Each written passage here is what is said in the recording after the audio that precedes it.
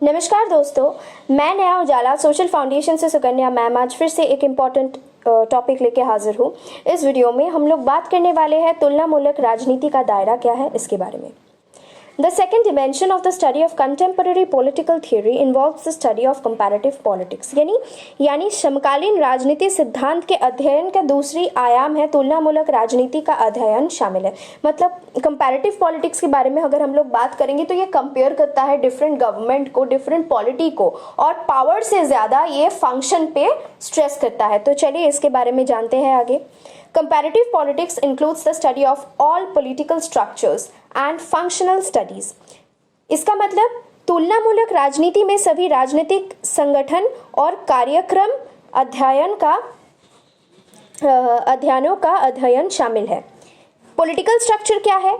Political structure मतलब जो संरचना है, ठीक है, जो राजनीतिक संगठन है या राजनीतिक संरचनाएं हैं वो हो गए political structure.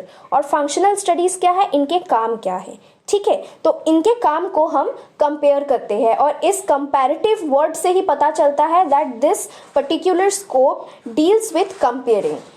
Political structure involves the study of all formal, non-formal government and extra-governmental structure, and functional studies embraces the study of these embraces the study of the political and the structure more from the point of view of their function rather than their legal power। तुलनामूलक राजनीति में सभी राजनीतिक संगठन के बारे में बात किया गया है और कार्यक्रम क्या है ये भी हम लोग इसमें पढ़ेंगे। राजनीतिक संरचना में सभी औपचारिक, गैर औपचारिक, सरकारी और अतिरिक्त सरकारी संरचनाओं का अध्ययन शामिल है और व्यवहारिक अध्ययन में इन राजनीतिक और संरचनाओं के अध्ययन को दूसरे हम लोग अधिक दृष्टिकोण से शामिल किया गया है। उनका कानून शक्ति के वजह उनके कार्य में हम लोग ज़्यादा फोकस करते हैं।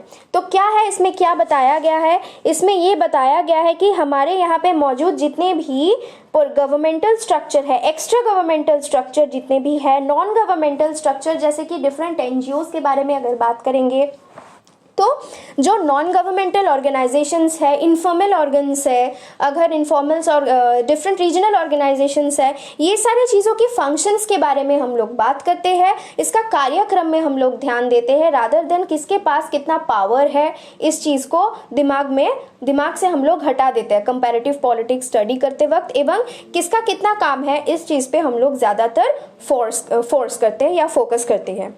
Next, it focuses on the political behavior of the people and highlighted the universal process of political participation and how it influences the functional aspects of political system of various states। मतलब ये लोगों का राजनीतिक व्यवहार पर ध्यान केंद्रित करता है और राजनीतिक भागीदारी की सार्वभौमिक प्रक्रिया पर प्रकाश डालता है और ये विभिन्न राज्यों की राजनीतिक प्रणालियों के कार्यक्रम पहलुओं को कैसे प्रभावित करता है। इसका मतलब क्या है?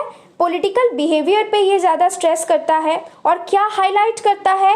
कंपैरेटिव पॉलिटिक्स या तुलनामूलक राजनीति ये बताता है कि कितना पीपल पार्टिसिपेट करता है, ठीक है, और इन लोगों का पार्टिसिपेशन कोई भी पॉलिटिकल सिस्टम पे कितना चेंज लाता है, इस चीज़ को ये ज़्यादा फोकस में लाता है। Next, further it encompasses the study of political process, power, legitimacy, authority, influence, and how each of them affects the overall functioning of a state by their infrastructure internally and externally। मतलब इसके अलावा इनका राजनीतिक प्रक्रिया जो है, political process जो है, पावर यानी शक्ति, लेजिटिमेसी मतलब वैधता, प्राधिकरण, इसका बाद क्या है? इसके बाद है लेजिटिमेसी बोलते हैं जिसको हम लोग। इसके बाद है अथॉरिटी यानी आपका जो इन लोगों का कितना लेजिटिमेसी है, कितना जुडिशियल काम चलता है। अथॉरिटी मतलब इन लोगों का कितना प्रभाव है, किसके पास कितना क्षमता है, नैतिक क्षमता कितना है।